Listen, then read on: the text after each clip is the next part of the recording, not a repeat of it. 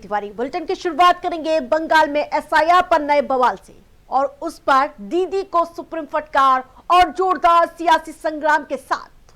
जी हां, बंगाल के मालदा में 7 अधिकारियों को 9 घंटे बंधक बनाकर रखने के मामले में सुप्रीम कोर्ट ने ममता सरकार को कड़ी फटकार लगाई। दरअसल अदालत में सीजीआई सूर्यकांत ने पश्चिम बंगाल के विरोध प्रदर्शन के संबंध में रिपोर्ट का संज्ञान लेते हुए कहा, मुझे कल रात तक सख्त आदेश जारी करना पड़ा, तभी प्रशासन हरकत में आया, क्योंकि घेराव किए गए न्यायिक अधिकारी का 5 साल का बच्चा भी घर में था। इस दौरान कोर्ट ने पश्चिम बंगाल को देश का सबसे अधिक पोलराइज्ड राज्य बताया और इस घटना की निंदा करते हुए इसे चुनावी प्रक्रिया में लगे अधिकारियों का मनोबल गिराने की सोची समझी साजिश करार दी। सीजीआई ने मुख्य सचिव, गृह सचिव, डीजीपी और इसके अलावा जिला मजिस्ट्रेटों सहित सूबे के टॉप अधिकारियों को कड़ी फटकार लगाते हुए सवाल किया। पहले से जानकारी होने के बाद भी वे अधिकारियों की सुरक्षित निकासी करने में आखिरकार फेल कैसे हो गए। तस्वीरें आपको दिखा रहे हैं जो एसआईआर के मुद्दे पर ममता बनर्जी लामबंद नजर आ रही है, लेकिन सुप्रीम फटकार भी सामने आई है। वह इस पूरे मामले में चुनावी मौसम में सियासत उफान पर है। बीजेपी का दावा है कि मालदा में अधिकारियों के बंधक बनाने की घटना एसआईआर पर ममता बनर्जी के उकसावे का नतीजा है। वार पलटवार देखिए। 7 ऐसे जो जुडिशियल मजिस्ट्रेट गए थे उनको सिर्फ रोका गया, सिर्फ ये नहीं, जब वो वहाँ से पलायन कर रहे थे उनकी गाड़ी को तोड़ा गया। एसपी जब उनको उद्धार करके वहाँ से रेस्क्यू करके वहाँ से ले आ रहे थे, महिला जो हमारे ये थे जुडिशियल मजिस्ट्रेट थे, उनके गाड़ियों को तोड़फोड़ किया गया। कॉन्वॉय ना जा पाए इसके लिए वहाँ पे रास्ते के अंदर बांस डाले गए, बम्बू डाले गए कि कॉन्वॉय आगे ना बढ़े।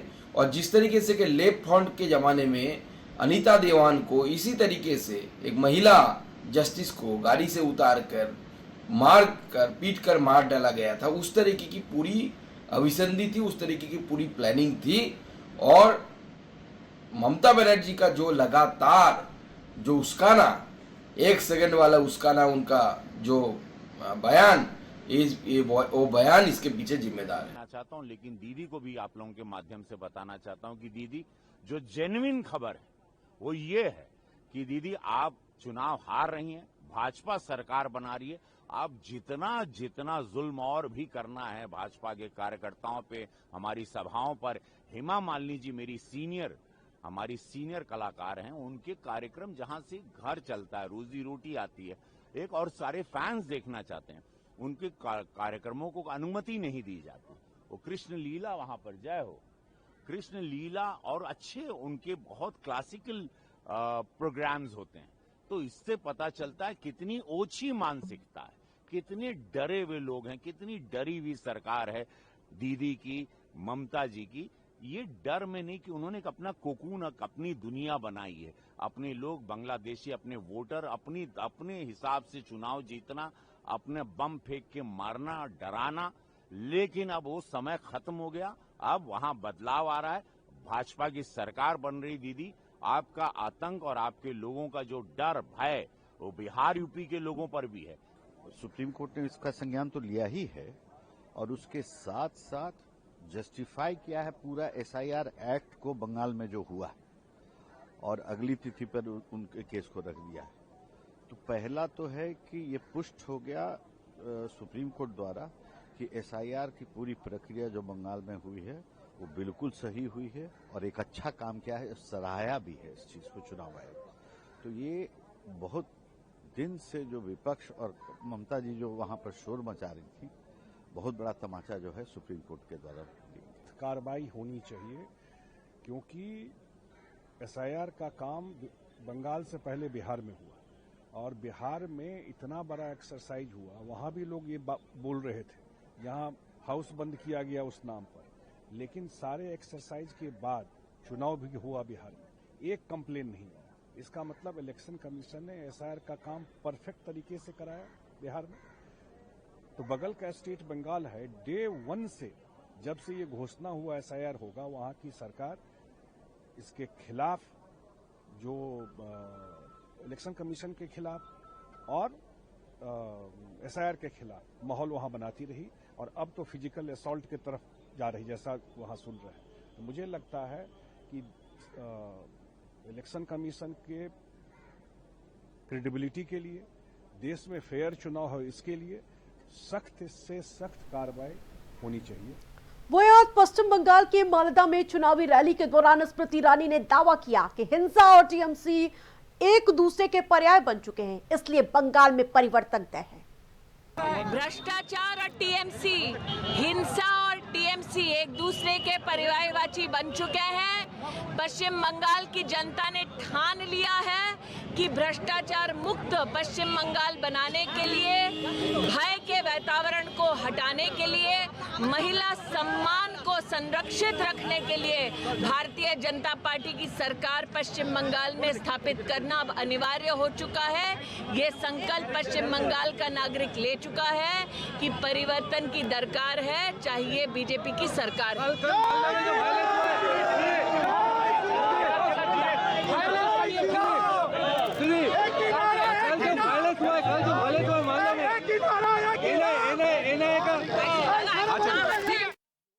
खबरों में आगे बढ़ेंगे। क्रूड ऑयल की बढ़ती कीमतों के बीच केंद्र सरकार ने बड़ी राहत का ऐलान किया है। इसके तहत 30 जून 2026 तक जरूरी पेट्रोकेमिकल प्रोडक्ट पर कस्टम ड्यूटी पूरी तरह से माफ रहेगी। इससे पहले सरकार ने पेट्रोल डीजल पर एक्साइज ड्यूटी से 10 रुपए की छूट दी थी और वित्त मंत्रालय की कस्टम ड्यूटी माफ करने की जानकारी दी। मंत्रालय की तरफ से कहा गया है कि इस छूट का फायदा उन सभी सेक्टर्स पर पड़ेगा जो पेट्रोकेमिकल प्रोडक्ट्स पर निर्भर हैं। इसमें प्लास्टिक, पैकेजिंग, कपड़ा, दवा, निर्माण और इसके अलावा केमिकल गाड़ियों से जुड़े कंपोनेंट्स होंगे। और इसके अलावा सरकार का यह कहना है कि इस छूट का असर आम आदमी पर भी पड़ेगा, क्योंकि इस छूट की वजह से फाइनल प्रोडक्ट की कीमत को कंट्रोल किया जा सकेगा। बताते चले, इससे पहले सरकार ने पेट्रोल डीजल पर एक्साइज ड्यूटी पर 10-10 रुपए की छूट दी थी, ताकि तेल कंपनियों पर कीमतों का दबाव न बन पाए। वहीं सरकार के इस फैसले का बीजेपी और उसके सहयोगी दल स्वागत कर रहे हैं। बीजेपी के राज्यसभा सांसद दिनेश शर्मा का कहना है, एक और वैश्विक संकट बढ़ रहा है और भारत में संकट न आए, इसके लिए पीएम मोदी प्रयत्नशील हैं। एक जवाब दे, एक दायित्व बोध का एहसास करता हुआ कोई राजनेता अगर है तो माननीय मोदी जी हैं। यहाँ के जनता को कष्ट ना हो, उन्होंने पहले तो 10 रुपए डीजल और पेट्रोल में प्रति लीटर की सब्सिडी समाप्त करी। उसके बाद उन्होंने जो किया कि आज मंत्रिमंडल की बैठक ने उर्वरक के कस्टम ड्यूटी कई प्रोडक्ट पे हटाई। 40 जो पेट्रो प्रोडक्ट्स हैं उनमें ड्यूटी को हटाया गया या कम किया गया। यानी एक प्रधानमंत्री दिन प्रतिदिन विश्व का संकट बढ़ रहा है और भारत का संकट ना आए भारत में, इसके लिए प्रयत्नशील है। मैं समझता हूं कि ये भारत की एक उपलब्धि है। ओवैसी ने पीएम और ममता को कंपेयर करते बोला कि दोनों ही भाई बहन हैं, दोनों ही मुसलमान के अगेंस्ट राजनीति करते हैं। और रही बात अखिलेश यादव की, तो वो पहले राम मंदिर में अपने मंदिर में राम जी की मूर्ति लगाते हैं और बाद में मुसलमानों को गुलामों जैसा ट्रीट करते हैं। वो भी हिंदुत्व की राजनीति करने लगे। देखिए, ये जो ओवैसी जी के बयान को तो कोई बहुत ज्यादा गंभीरता से लेता नहीं है, लेकिन उनका ये कहना कि बीजेपी तुष्टीकरण करती है, मैं समझता हूँ बीजेपी चाहे समाजवादी पार्टी हो, चाहे ओवैसी जी की पार्टी हो, चाहे तृणमूल पार्टी हो, उनकी जो कथनी करनी है उनके अंतर हैं, बीजेपी में अंतर नहीं है। बीजेपी तुष्टीकरण नहीं करती, ये सब तुष्टीकरण की चरम सीमा को पार करने वाले दल हैं। ये आपस में एक दूसरे के साथ कहीं न कहीं चुनाव लड़ने वाले लोग हैं। तो मैं समझता हूँ कि जो भारतीय जनता पार्टी है उसको सबका साथ, सबका विकास, सबके लिए प्रयास और सबका विश्वास है, इसलिए वो हिंदू मुस्लिम में भेद नहीं करती। वहीं जेडीयू सांसद संजय झा इस फैसले का स्वागत करते हुए नजर आए। उन्होंने कहा कि दुनिया के कई देशों में राशनिंग शुरू हो चुकी है, लेकिन भारत सरकार ने स्थिति को कंट्रोल में रखा है। साथ ही उन्होंने विपक्ष पर भ्रम फैलाने का भी आरोप लगाया। देखिए, ये क्राइसिस, ये वॉर लगभग 1 महीना से ज्यादा हो गया, और 1 महीना से ज्यादा होने के बाद दुनिया के अन्य जगह में राशनिंग कर दिया गया है।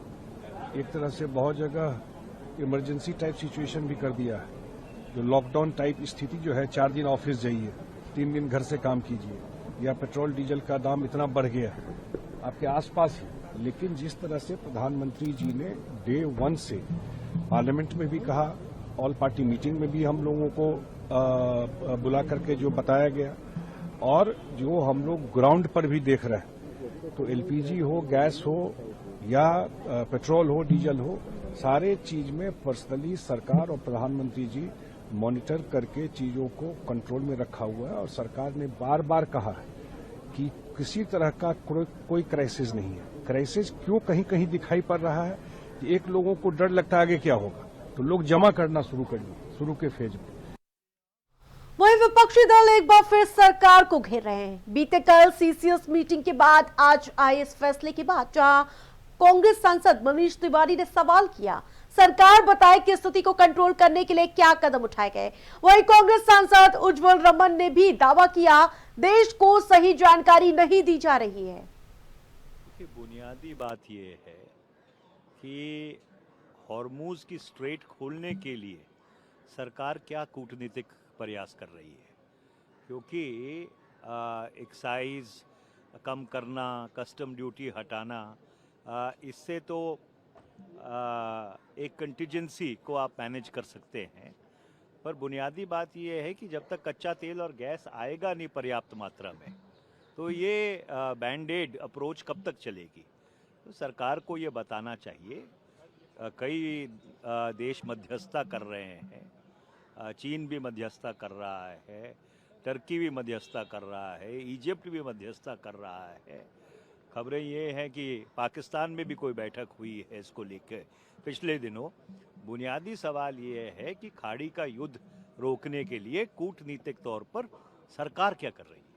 मैं तो कहूँगा कि जब युद्ध नहीं था तब उत्तर प्रदेश में डीएपी और यूरिया नहीं मिल रही थी, तब उत्तर प्रदेश में डीएपी और यूरिया के लिए मारामारी थी, प्रयागराज में संकट था।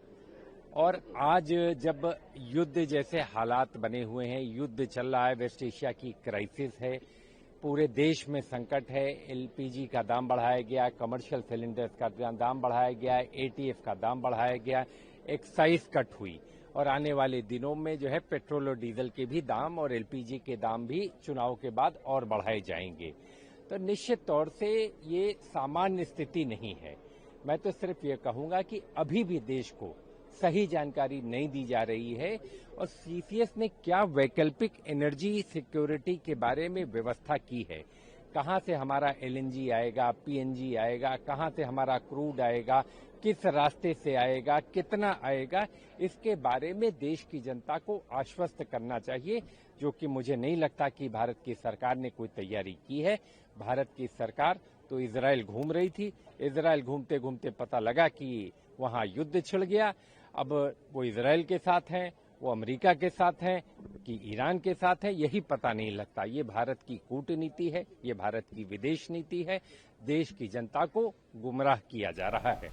30 जून तक पेट्रोलियम प्रोडक्ट पर कस्टम ड्यूटी खत्म करने के सरकार के फैसले और इससे पहले बीते कल दूसरी सीसीएस मीटिंग पर समाजवादी पार्टी ने भी दावा किया, देश में सब कुछ ठीक नहीं है। राजीव राय को सुनिए आप। मिस इन्फॉर्मेशन तो जमीन पर है ना। उनके मंत्री कहते हैं कोई क्राइसिस नहीं है, प्रधानमंत्री के इलाके में लाइन लगी हुई है, और फिर जब कोई क्राइसिस नहीं है तो इस तरह का बैठक को निर्देश देने का क्या मतलब है।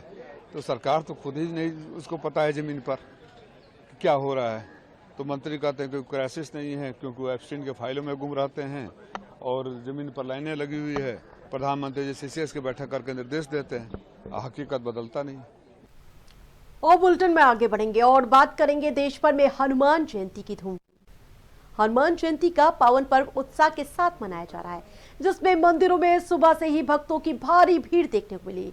विशेष पूजा अर्चना की जा रही है। उत्तर भारत में चैत्र पूर्णिमा पर शुभकामनाएं, भजन कीर्तन और हनुमान चालीसा का पाठ हो रहा है, जबकि दक्षिण में मंदिरों में विशेष अभिषेक और माला अर्पण की जा रही है। और इसी कड़ी में सबसे खास तस्वीरें आई अयोध्या से। जी हाँ, हनुमान में जिस प्रकार से भक्तों का आस्था है, वो देखने को मिल रही है। हनुमानगढ़ी में आस्था का जनसैलाब देखा गया।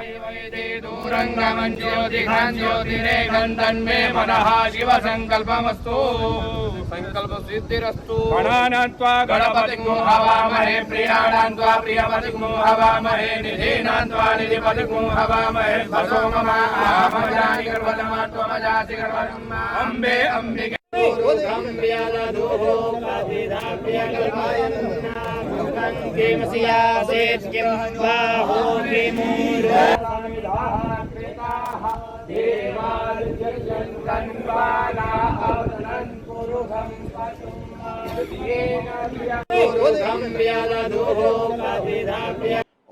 संतों की कृपा से हिंदू समाज की शक्ति के आधार पर यह काम अपनी पूर्णता की ओर है।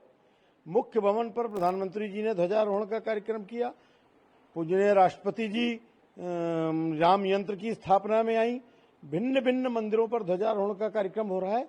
आज यहाँ श्री राम जन्मभूमि परिसर में जो बजरंगबली हनुमान जी का मंदिर है, हनुमान जयंती के दिन उस पर ध्वजारोहण का कार्यक्रम है, जिसमें बजरंग दल के सभी राष्ट्रीय संयोजक और उत्तर प्रदेश में ऐसे संयोजक जो उस समय आंदोलन के समय सक्रिय थे, उन सबको तीर्थ क्षेत्र ट्रस्ट ने आमंत्रित किया है। अपने वरिष्ठ जनों के नेतृत्व में श्री हनुमान जी के मंदिर पर पताका फहराकर हम सब लोग वह उद्घोष करेंगे कि हमने वचन निभाया है, मंदिर वहीं बनाया है। उसमें आंदोलन से जुड़े 4 राष्ट्रीय संयोजक हैं जो सक्रिय रहे, श्री विनय कटियार जी, श्री जयभान सिंह जी पवैया जी, सुरेंद्र जैन जी और मैं, हम चारों राष्ट्रीय संयोजक के रूप में बाद में बजरंग दल के काम में आए। सौभाग्य की बात है कि ट्रस्ट ने बजरंगबली के मंदिर पर ध्वजारोहण के लिए हम सबको आमंत्रित करके और इस नींव में हमको जुड़ने का अवसर दिया। हनुमान जयंती में मैं ऐसा कहना चाहूँगा कि हमारे यहाँ पे हर साल की भांति अब की बारी बहुत बढ़िया धूमधाम से मनाई जा रही है और बड़े सुख शांति पूर्वक बनाई जा रही है, बड़े आराम और तसल्ली से मनाई जा रही है। ये हर साल बनती है और हमेशा से ही बनती आई है और हम लोग हमेशा से राजी खुशी से तसल्ली से मनाते हैं। हनुमान जी आपका साथ बजरंग दल वालों ने दिया था जब आपके साथ ये सब हुआ था? हाँ जी, बजरंग दल वालों ने आपका साथ दिया था जब आपके साथ ये हुआ, उनके साथ झगड़ा हुआ था? हमारे को देखो कानून और सरकार सभी ने यानी कि कहा है कि आप जो भी गुनाहगार है उनको सजा मिलेगी। इसी तरह दिल्ली के उत्तम नगर में हनुमान जयंती के मौके पर बीजेपी ने शोभा यात्रा निकाली, जिसकी तस्वीरें आप देख रहे हैं।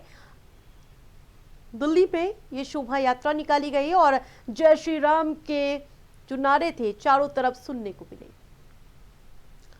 वही दूसरी तस्वीर उत्तराखंड से सामने आई, जहां आज सीएम पुष्कर सिंह धामी ने हनुमान जयंती के मौके पर पूजा अर्चना की। रामनगर के हनुमत धाम मंदिर में सीएम धामी ने बजरंगबली की पूजा अर्चना करते हुए सुख समृद्धि की कामना की है। वहीं यूपी के अलीगढ़ में भी हनुमान जयंती के मौके पर खास धूम देखने को मिली। मंदिरों में सुबह से ही भक्तों की भारी भीड़ उमड़ी। ये तस्वीरें देखिए, हनुमान जयंती के मौके पर जो भक्तों का तांता देखने को मिला और इस दौरान श्रद्धालुओं में खासा उत्साह देखा गया। शंकर भगवान की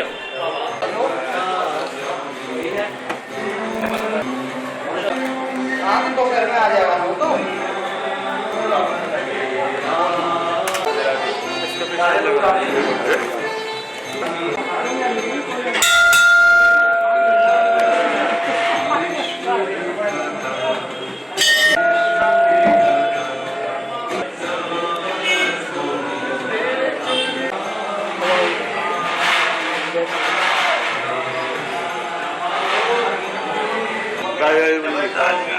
दर्शन करने आए हैं।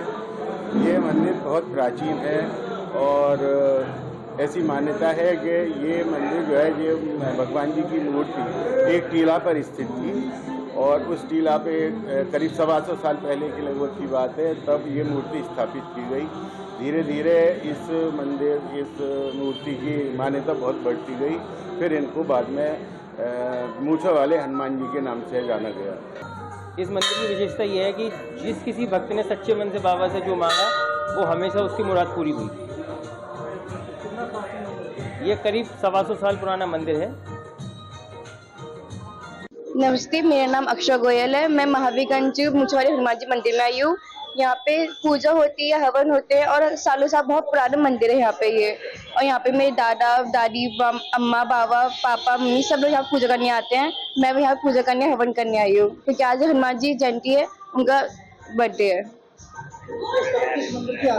यहाँ पे आस्था मतलब कि यहाँ पे जो भी मदद देखता है, जो भी अपनी इच्छाएं बोलते हैं, वो सब पूरी हो जाती हैं क्योंकि मुझे वाले हनुमान जी सब कुछ पूरी कर देते हैं।